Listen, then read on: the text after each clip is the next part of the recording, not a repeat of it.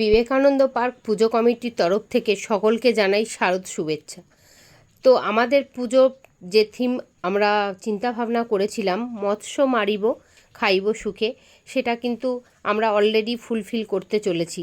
তো এটা আপনাদেরকে দেখাচ্ছি রাতের একটা ভিডিও, যেখানে একটু লাইটের কাজ বাকি রয়েছে, প্রায় সম্পূর্ণর মুখে আর কি, পুরোপুরি এখনও হয়নি, এখনও অনেক কাজ সূক্ষ্ম সূক্ষ্ম কাজ বাকি রয়েছে।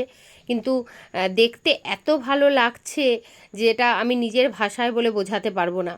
আর আপনারা সবাই আসুন, এসে নিজের চোখের সামনে দেখে যান যে কত সুন্দর চিন্তাধারাটাকে ফুটিয়ে তোলার চেষ্টা করেছি আমরা, এবং সেটা সত্যিই সম্পূর্ণরূপে আমাদের কাছে পৌঁছে গেছে। তার থেকেও বড় কথা, এই জায়গাটা আমার বিশেষ করে ভীষণ ভালো লাগছে।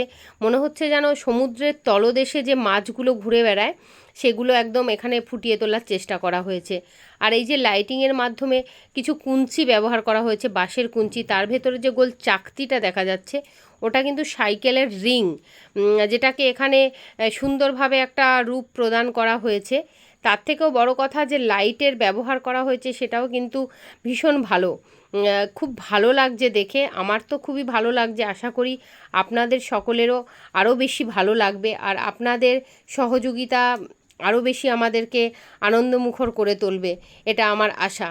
তো এই জায়গাটায় যে মাছগুলো দেখতে পাচ্ছেন, এগুলো কিন্তু প্রত্যেকটা মাছ যে তৈরি করা হয়েছে সব কিন্তু কাঠের।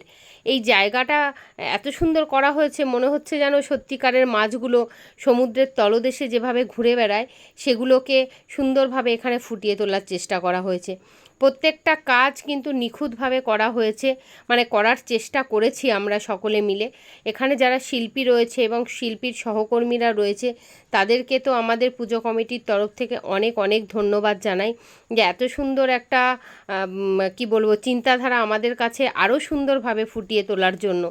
এটা তো রাত্রের ভিডিও, এখনও অনেক কাজ বাকি রয়েছে যেগুলো একদমই সূক্ষ্ম সূক্ষ্ম কাজ, এখনও পুরোপুরি কমপ্লিট হয়ে ওঠেনি। তবে যেইটুকু হয়েছে সেইটুকু আমি আপনাদের কাছে একটু প্রেজেন্ট করার চেষ্টা করছি। তো এই যে কাজগুলো হয়েছে এগুলো প্রত্যেকটা কিন্তু অরিজিনাল, এখানে কিন্তু কোনো শোলা বা কিছু ব্যবহার করা হয়নি। এখানে যা কিছু রয়েছে সব কিন্তু কাঠ এবং কিছুটা লাইটের কাজ রয়েছে। আর এখানে দিনের বেলার একটা ভিডিও আবার শেয়ার করছি, যেটা আপনাদেরকে দেখালাম লাইটের মাধ্যমে, সেটাই কিন্তু দিনের আলোতে আরেকবার আপনাদের ভালোভাবে দেখাচ্ছি। এই যে এই জায়গাটা, এটাই কিন্তু রাতে দেখিয়েছিলাম। এখানে যে কিছু মেটেরিয়াল ব্যবহার করা হয়েছে বেশিরভাগটাই হচ্ছে কাঠেরই ব্যবহার, কাঠ এবং বাঁশের কুঞ্চির দ্বারা তৈরি করা হয়েছে। অনেক সময় সাপেক্ষ, অনেক দিন ধরে এই কাজটা চলছে, মানে শুধু মনের মধ্যে এটাই হচ্ছিল কবে যে একটু সুন্দরভাবে দেখব, সত্যি সেটাই আজকে পূর্ণ হতে চলেছে। তো এখানে যে জিনিসগুলো তৈরি করা হয়েছে সেকেলের সময় যে সমস্ত জিনিস ব্যবহার করা হতো তার মধ্যে হচ্ছে কাঠ, বাঁশ, টর্চ লাইট, হেরিকেন, রেডিও, যা কিছু আনুষাঙ্গিক ব্যবহার করতেন আর কি মৎস্যজীবীরা, সেটাকে কিন্তু ভীষণভাবে তুলে ধরার চেষ্টা করা হয়েছে।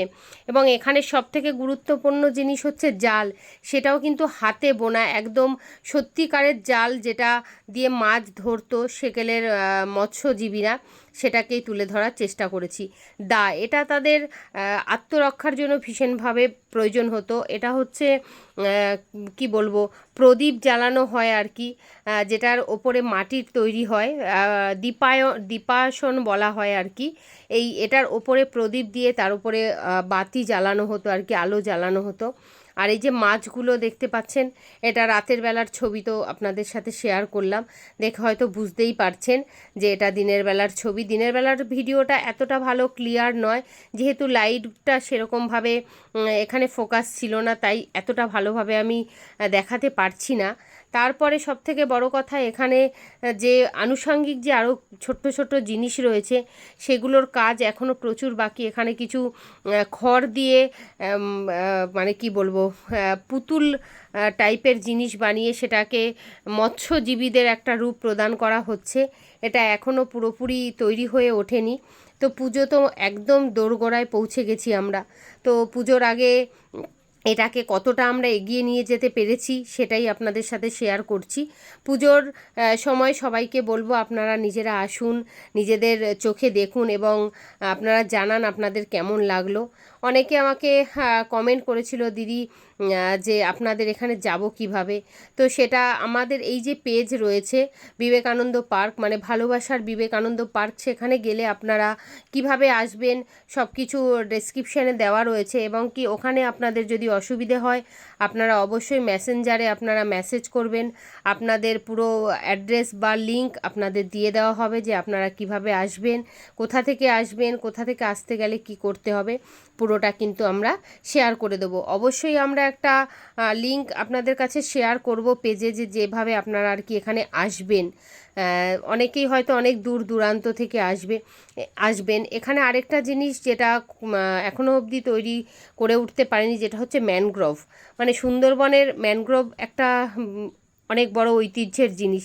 এখনকার সময়ে মানে এইসব ম্যানগ্রোভ বা যে সুন্দরবনে যে সমস্ত ক্যাকটাস জাতীয় গাছ প্রায় মানে কি বলবো বিলুপ্তর মুখে পৌঁছে গেছে। এত বেশি পলিউশন, চারিদিকে প্লাস্টিক, এসব নিয়ে এই জিনিসগুলো প্রায় বিলুপ্তর মুখে। তো সেটাকেই আমরা আরেকটু সুন্দরভাবে সকলের সামনে তুলে ধরার চেষ্টা করছি। এই যে নৌকোটায় ছাড়া মাছ ধরা কোনোভাবেই সম্ভব নয়, এবং নৌকোতে মাছ ধরতে গেলে যে সমস্ত আনুষঙ্গিক জিনিস ব্যবহার করা হতো প্রত্যেকটাই এখানে কিন্তু ভীষণভাবে তুলে ধরার চেষ্টা করেছি। তো কাজ মোটামুটি আর কি শেষের মুখে। আপনারা সবাই আসুন, ভালো লাগলে অবশ্যই